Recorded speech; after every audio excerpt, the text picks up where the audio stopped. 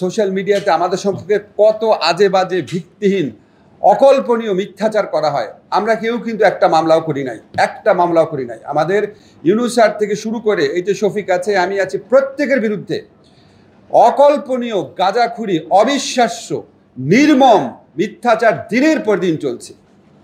আমরা এটা মানে মামলা তো দূরের কথা, ফরমাল প্রতিবাদও করিনি, বাংলাদেশের মানুষের বিবেকের উপর ছেড়ে দিয়েছি, দেখা যাক ওনারা মানে এত মিথ্যাচারে বিভ্রান্ত হন কিনা। মামলার ব্যাপারে আপনাদের বারবার বলি, মামলার ব্যাপারে আমাদের কিছু করার নাই। বাংলাদেশের মানুষ যদি ইনসেনসিটিভ হয়ে যায়, এক শ্রেণীর মানুষ যদি মামলা করার মধ্যে ব্যবসা করার প্রবণতা খুঁজে পায়, এক শ্রেণীর আইনজীবী, এক শ্রেণীর রাজনীতিবিদ যদি এর সাথে সামিল হয়, বাংলাদেশে কোনো পৃথিবীতে কোনো আইন নাই যে আপনি যা বলবেন আপনি মামলা করতে পারবেন না। পুলিশ যখন মামলা নিবে, পুলিশের দায়িত্ব আছে সেটা স্ক্রুটিনি করার, পুলিশের দায়িত্ব আছে, সেক্ষেত্রে কিছুটা আপনার দায়িত্ব সেটা পরিচয় দেওয়ার।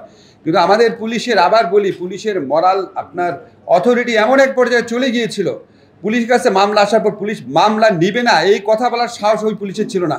বিকজ এই পুলিশ গত 15 বছর ইচ্ছামতো মিথ্যা মামলা নিয়েছে, তাদের ওই মরাল অথরিটি ছিল না। আমরা সেটা রিভাইভ করার চেষ্টা করছি। এখন আপনি খেয়াল করে দেখেন, এই দেশে সমস্ত শ্রেণীর মানুষের বিরুদ্ধে মিথ্যা মামলা হচ্ছে। সেই তুলনায় সাংবাদিকদের বিরুদ্ধে যে মামলা হয়েছে সেটার পার্সপেক্টিভ দেখলে খুব অস্বাভাবিক না, অনাকাঙ্ক্ষিত কিন্তু অস্বাভাবিক না। এখন মামলা হয়েছে প্রায় 126 জনের বিরুদ্ধে, গ্রেফতার কিন্তু হয়েছে 5 জন। 126 জনের অন্য কেউ কিন্তু গ্রেফতার হয় নাই।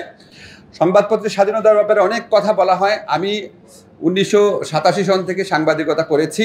আমি আপনাদের কয়েকটা কথা শুধু বলি, এখানে সাংবাদিক ইউনিয়নের নেতারা নাই, কিন্তু আমি আপনাদের একটা যে সবসময় আগে বলতাম এখনও বলি, আমরা ঢাকা ইউনিভার্সিটি শিক্ষক সমিতি এত দলাদলির পর 2 ভাগ হয় নাই, সুপ্রিম কোর্ট আইনজীবী সমিতি এত দলাদলির পর 2 ভাগ হয় নাই। শেষ মুহূর্তে শেখ হাসিনা চেষ্টা করেছিল, বোধহয় হয়ে যেত, কিন্তু হয় নাই। কিন্তু সাংবাদিকরা আপনারা তো বহু আগে, শেখ হাসিনা আসারও আগে 2 ভাগ হয়ে বসে আছেন।